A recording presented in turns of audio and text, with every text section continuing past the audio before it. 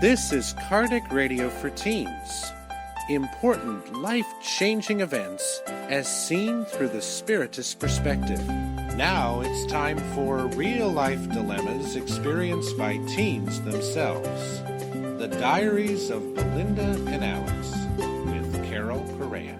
Hello, dear friends. We are honored to be here once again to have a very open and honest conversation with all of you about a very important turning point and life-changing dilemma which all of us are likely to face at one point or another, and that is telling the difference or learning, discussing about how to tell the difference between a healthy, fulfilling relationship and a less healthy and less fulfilling relationship. In other words, what criteria can we think about when we are trying to decide whether or not to enter a new relationship? What are the criteria that we can think about in order to make the best possible choices for ourselves? This is a key question that we are all learning to answer as our very own lives progress. So I'm happy that we are here today to study this central question together, and I'm already grateful to you for this opportunity. So as we embark once again upon this journey, I would like to share Belinda's own life-changing dilemmas with you in her own voice. And following her own dilemma, I would like to discuss her experiences, not in light of my own choices or own experiences, but rather in light of our beautiful Spiritist philosophy that opens our hearts, minds, and spirits to a life that is all-encompassing, since we now understand and know that life through a Spiritist perspective goes beyond the present moment, goes beyond the physical body, and answers to laws of love and respect and kindness that govern not only ourselves, but the entire universe of which we are part. So with this very beautiful, optimistic standpoint, we invite ourselves, you, our beautiful audience, and our own very selves, to start our reflection study session of tonight. So let us invite Belinda once again to kickstart our study reflection session. Here we go. Oh, dear diary, my heart is bursting with guilt. You wouldn't believe what I did today. I realized that I had been ignoring one of my dearest friends, the very, very friend who I promised myself I would spend time with since we started medical school a few months ago. Remember how excited I was to get into medical school, how it was a dream come true? Well, it was even more of a dream come true to meet the friends that I get to spend time with, especially Marianne. Remember I told you about Marianne? Yeah, that one. She's the sweetest, most loving friend you could possibly imagine. Even looking at her surrounds me with peace, because every one of her actions showcase kindness. Her voice is soft, her presence is gentle, her gaze is sweet, her gestures are loving. She only thinks of others. I've never seen her complaining, and I mean seriously, it's very hard to go to medical school and not complain. So to me, this woman is super, so that's why I wanted to hang out with her, because, we can learn together from each other. But guess what? As I got caught up in homework and reading this and reading that and going to visit hospitals hospitals that I may in the future want to work at. I got lost in my own life, my own self-talk, my own problems with Betania. Yeah, remember Betania? She really is a pain in my neck. So with Betania and my plans and my study sessions and my own self-absorbed thoughts, I forgot about her, dear diary, until this afternoon. Want to know what happened? I mean, oh my gosh, what a shock. I went to the restroom at school and I heard someone crying, and I told myself, what? Who's that? I thought I recognized that tone of voice.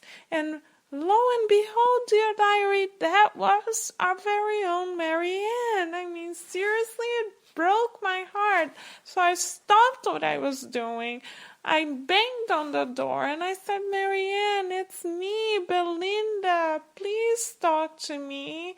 And dear diary, oh my gosh, my heart when I think about what she's going through just sinks. You wouldn't believe. She told me that about a month ago, and that tells you how long I haven't talked to her for, she ended up going to the first concert of her life. A country concert, country music concert, and I was happy for her. I was like, yay, go Marianne, you're finally stepping out of your shell. But things didn't turn out to be so great. You know why? She was so enchanted with the music that she met this guy named Pete, and she hardly knew him, but she allowed him to get close to her, and they started hugging each other, and before you know it, they were all over one another. And though she didn't feel so comfortable around him, the words that he used with her was so enchanting that she let herself get into it, and she said that he kept saying, come on, baby, loosen up, come on, just go with the flow, come on, you deserve to know what love is. And she was like, wow, no one has ever said that to me. Of course I want to know what love is. So she let go of her boundaries, and before you know it, they had a one-night stand. Can you believe it? A one-night stand? I never even thought that she would go for that. They spent a lot of time together, and now here comes the shocker. Now she keeps calling him to see if he wants to hang out with her again, and oh my gosh, no more. Can you believe it? He completely disappeared. And here comes the situation that both of us don't know how to deal with. Marianne found out that she's pregnant. You understand now why I feel so guilty, dear diary? I really don't know what to do. Oh my gosh, I gotta think this through. I'll get back to you later, okay? Bye, dear diary.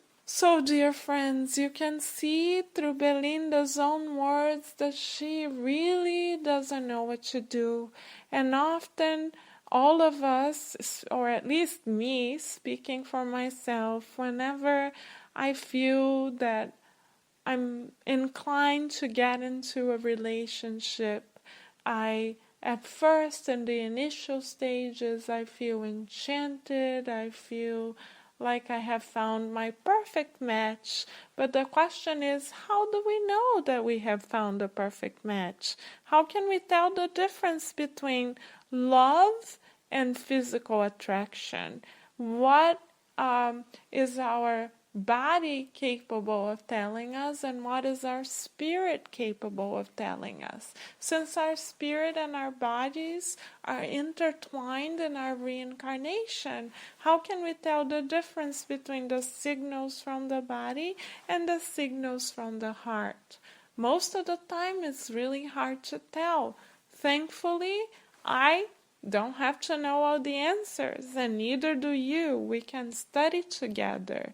And for the purpose of our study, reflection, discussion, I would like to bring in the wisdom of the illuminated spirits through the light of our beautiful Spiritist philosophy. This time, dear friends, I would like to share with you insights that were brought to us through a very beloved Brazilian medium, Divaldo Franco, who in Brazil takes care of 600 children. Can you believe that? How loving is that? And the book which I'm going to discuss with you today is called Adolescence and Life. The book addresses dilemmas like the differences between passion and love. And this is the particular passage that I would like to share with you. And the passage didn't come from Divaldo himself. It came directly from the beautiful heart of his own spirit mentor or guardian angel, Joana de Angelis. So allow me to share some of the guidelines that she, as an illuminated spirit, had to share with us. From her spiritual perspective, she wrote an explanation of the difference between love and passion. In her understanding, passion or physical attraction is dominated by our desire to possess someone, to treat someone like an object or like a gift that we can make use of and dispose as if we were trying to recycling something. So what does that, to recycle something, I mean, so what does that imply to us?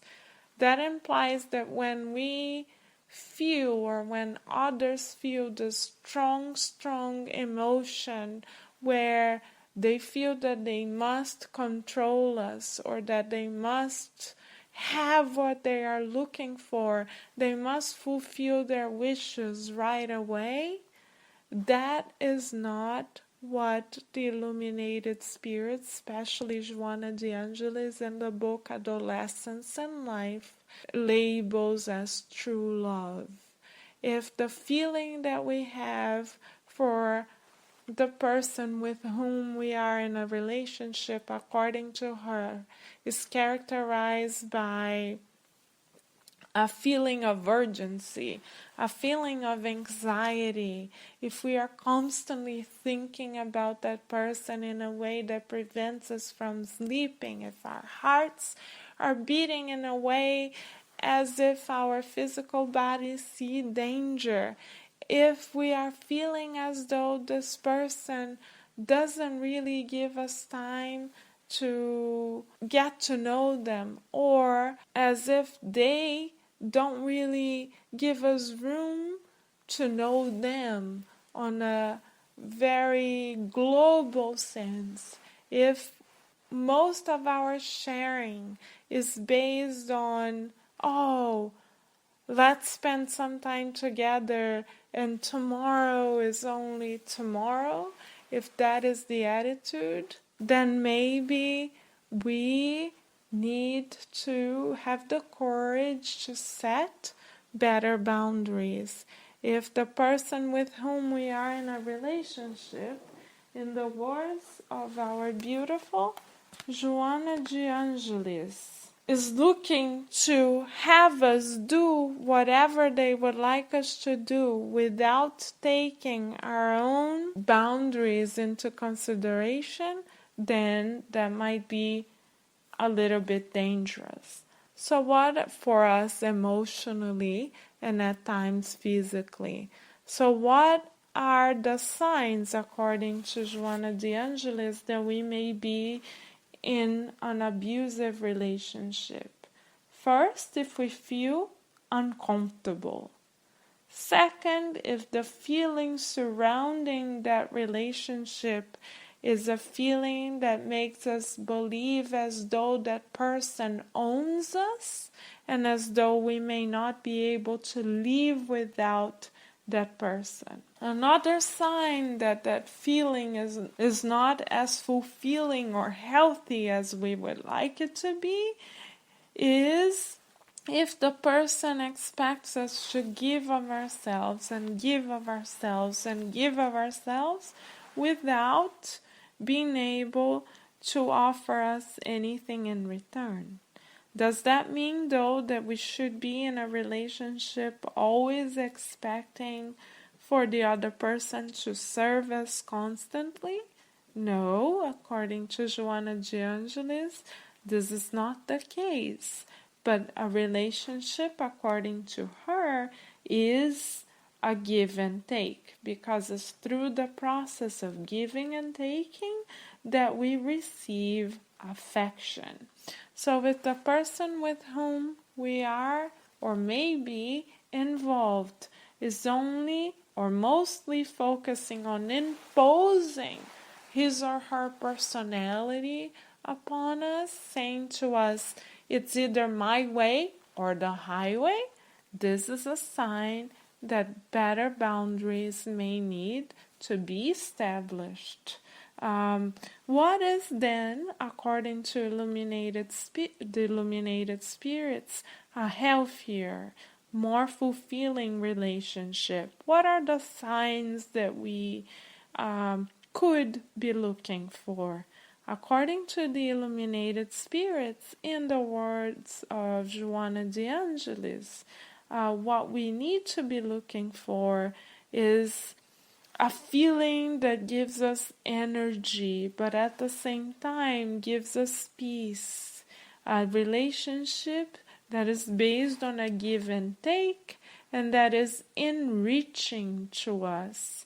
A person or a partner that help us to meet our goals, not only our goals within the context of the relationship, but the goals that we have for our lives in general, in all aspects of our lives.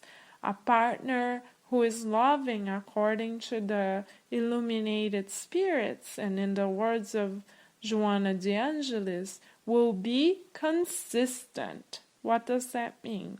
That person will enjoy being there for us. That person will enjoy supporting us in reaching our goals. That person will enjoy encouraging us in becoming who we are seeking to be. And most importantly, and I quote these words directly from Joanna de Angelis in the book Adolescence and Life, page 49.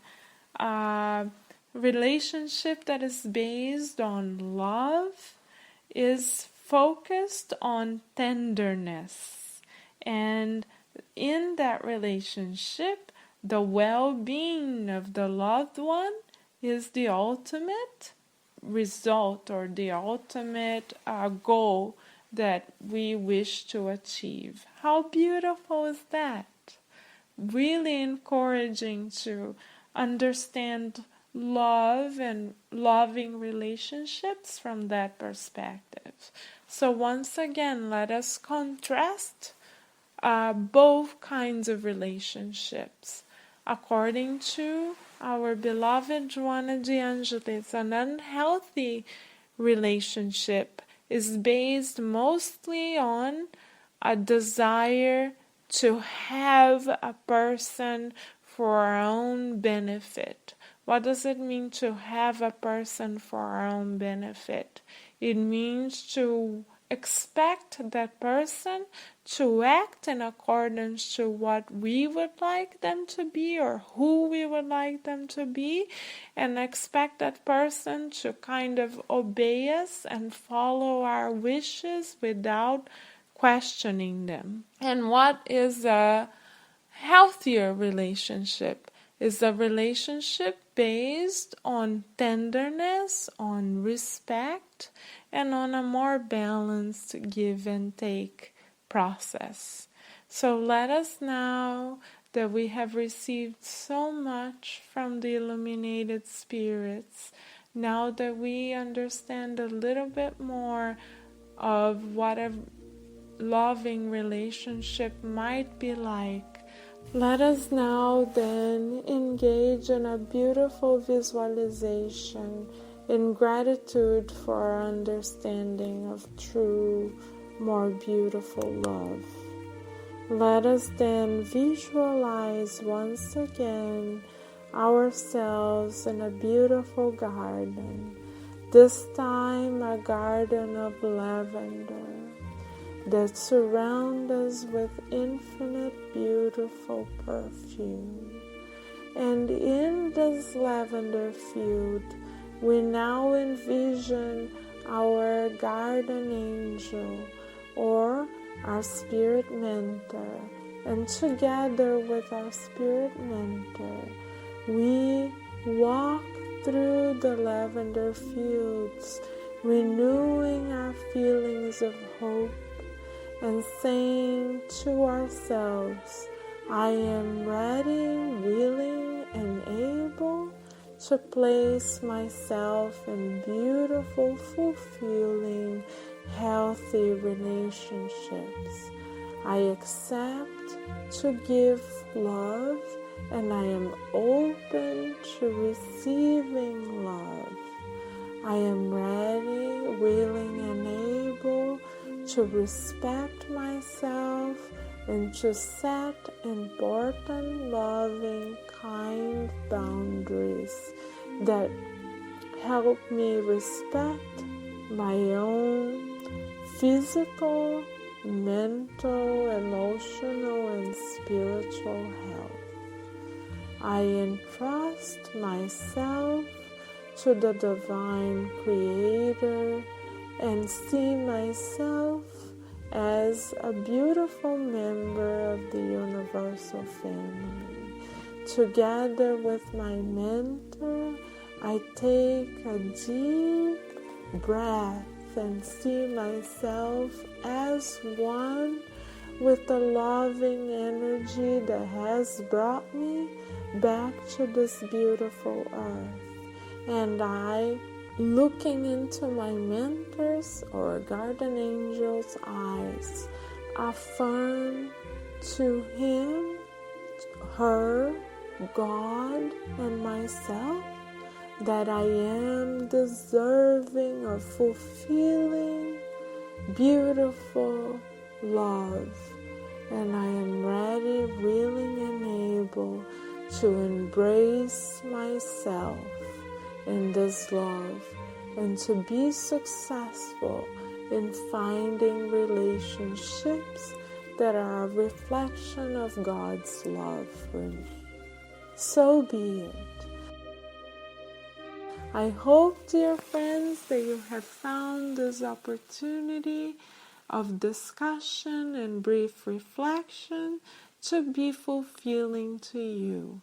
Most importantly, I do hope you have for now, started feeling more and more empowered to realize that you are loved and that you were born to love and to be loved.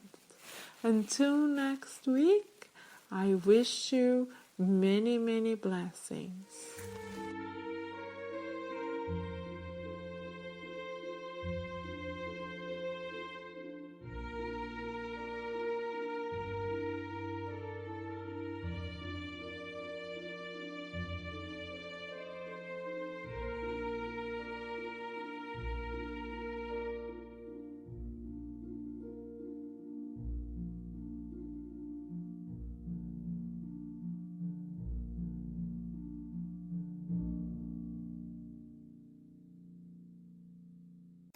This has been Cardiac Radio for Teens. Thank you all for listening.